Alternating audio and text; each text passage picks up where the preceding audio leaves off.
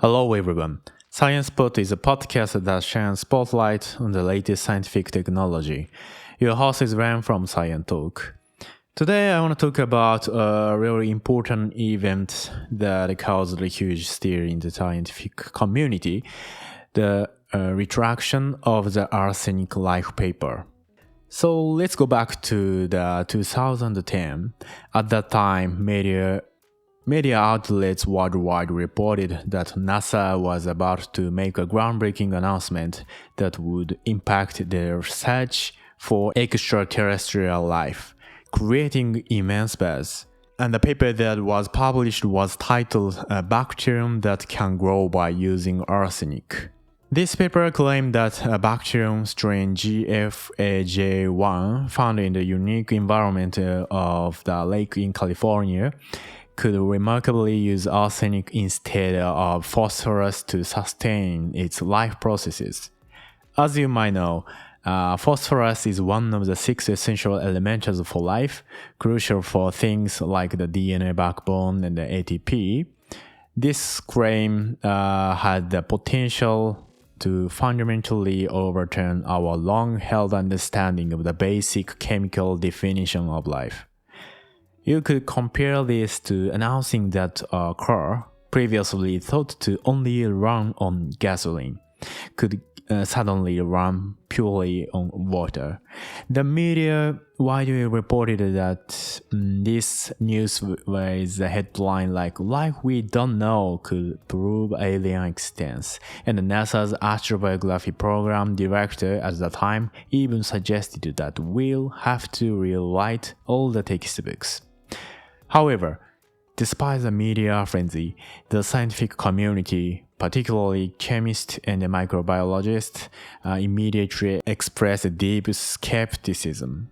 Many reports argued that arsenic-based DNA backbone would be inherently unstable and rapidly hydrolyze in water, making it biologically impossible for life to be sustained in this way. This initial skepticism soon evolved into detailed scientific critiques. Researchers like microbiologists meticulously analyzed the paper and publicly voiced her concern on her blog. This marked a pivotal moment in the history of post-publication peer review, where the broader scientific community rigorously scrutinizes and discusses the published papers. The main criticisms focused on the fundamental flaws in the original paper's methodology. One key issue was phosphate contamination. Critics argued that the bacteria were likely growing not on arsenic, but on trace amounts of phosphate that had contaminated the growth medium, even if those amounts were hard to detect. Interestingly, it was later pointed out that even the original paper's supplementary materials hinted at this possibility. Another problem was the inadequate DNA purification.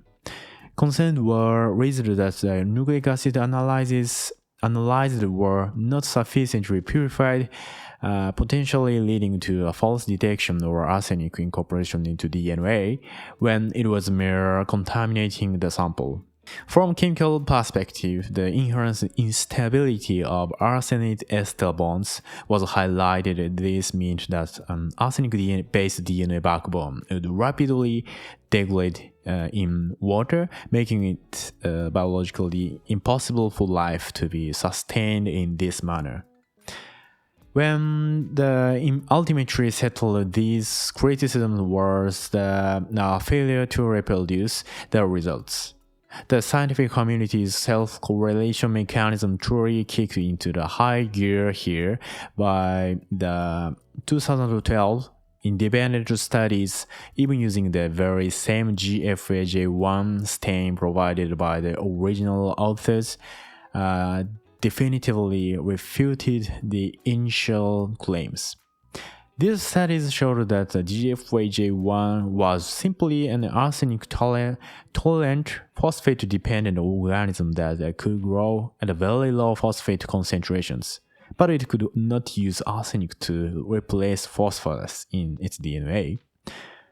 To continue our water-powered car analogy, this was like experts slowly examined the car and discovering that small hidden amounts of gasoline were actually sustaining its movement.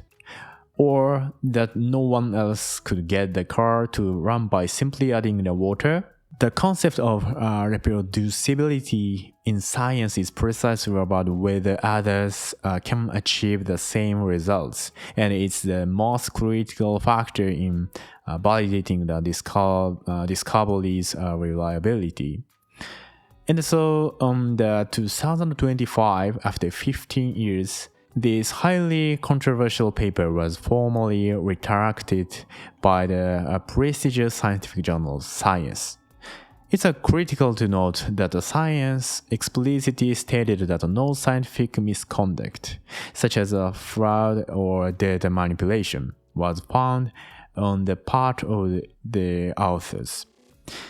The retractions was primarily based on the judgment that experiments reported in the paper do not support its main conclusions, meaning it was based on the flawed data. This makes a significant turning point in Science's editorial policy, signifying expansion of its retraction criteria to include cases where data does not support the conclusions, even without misconduct. This entire arsenic life saga became a landmark case study highlighting the ongoing reproducibility crisis in science, where an increasing number of published scientific results cannot be replicated by other researchers. It also underscored the dangers of a premature hype from scientific institutions and journals over promoting research as a breakthrough when it's still in the verification stage.